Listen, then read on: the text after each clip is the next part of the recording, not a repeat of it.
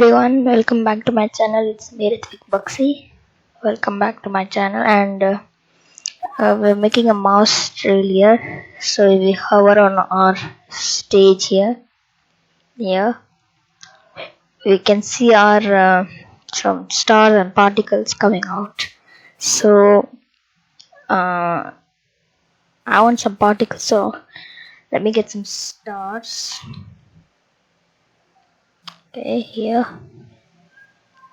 Okay, we need to delete this white thing to give it big fill, and in this yellow we'll set it to red so that we can give the rainbow effect. And excuse me, and to create a clone of myself many times, and of course wait at small intervals.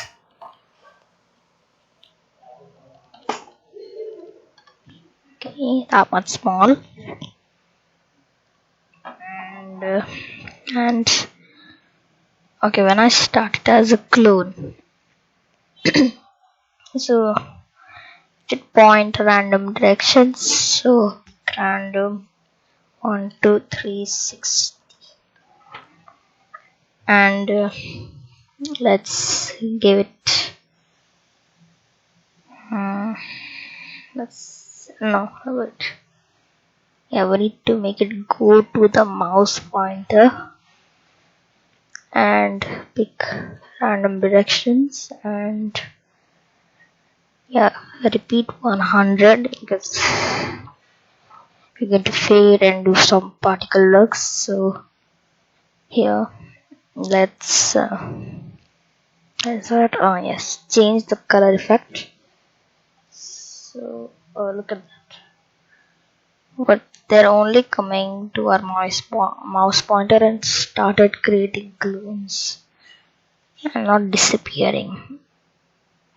So let's bring in our move steps and delete this clone. Let's also give it a fade effect, the ghost effect. So if we play now, look at that. And we want to hide our original stars. So here hide and here show.